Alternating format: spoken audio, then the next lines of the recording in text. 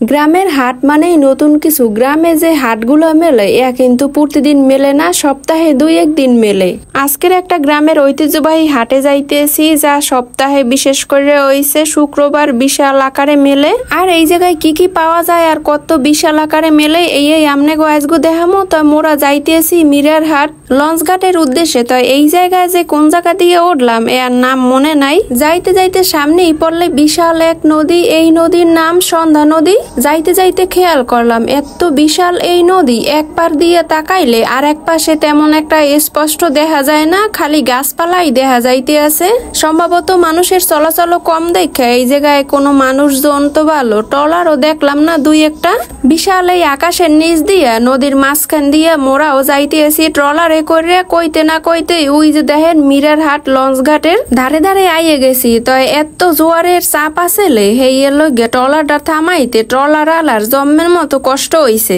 Launch ঘাটের পাশেই দাঁড়াইয়ে দেখলাম যে চারিপাশের আবহাওয়াটা ভালোই আসলে, এই লগে একটু ভিডিও করতে আসলাম। লঞ্চ ঘাট দিয়ে বাজারে আইতে 5 মিনিটের মতো আড়া লাগছে।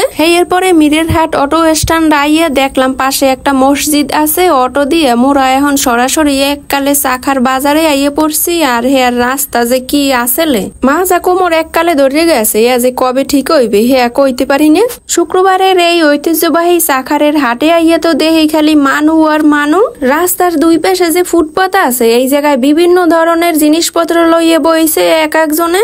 এই যে দেখেন গ্রামের হাটের সৌন্দর্যই হইছে এইটা, এক একজন এক একটা পণ্য নিয়ে যার ইচ্ছে মতো এক এক জায়গায় বইয়ে বিক্রি করতে আছে। গ্রামের হাটের কোনো বাধা ধরা নিয়ম থাকে না দেখে এই রকমের সবাই স্বাচ্ছন্দ্যে বিক্রিও করতে পারে আর যার ইচ্ছা কেনাকাটাও করতে পারে মনের মতো। এক পাশে দেখলাম লাল শাপলা সাদা শাপলা, এর পাশেই আবার আর একটা দোকানে বিভিন্ন ধরনের মাছ ধরার জাল লইয়া বিক্রি করতে আছে। আর হেয়া ছাড়াও ভ্যানে জিনিসপত্র বিক্রি করতে আছে। ফুটপাতে আবার বিভিন্ন ধরনের সবজি, আমরা বরিশালের বিখ্যাত, এগুলা বিক্রি করতে আছে। আর হেয়া ছাড়াও আছে ওই যে দেখেন ভ্যানে করে নিয়ে যাইতে আছে বিভিন্ন ধরনের গাছের চারা, আর একজনে আবার আখ কিনে নিয়ে যাইতে আছে। হাঁস কত করে বিক্রি করেন কাকা?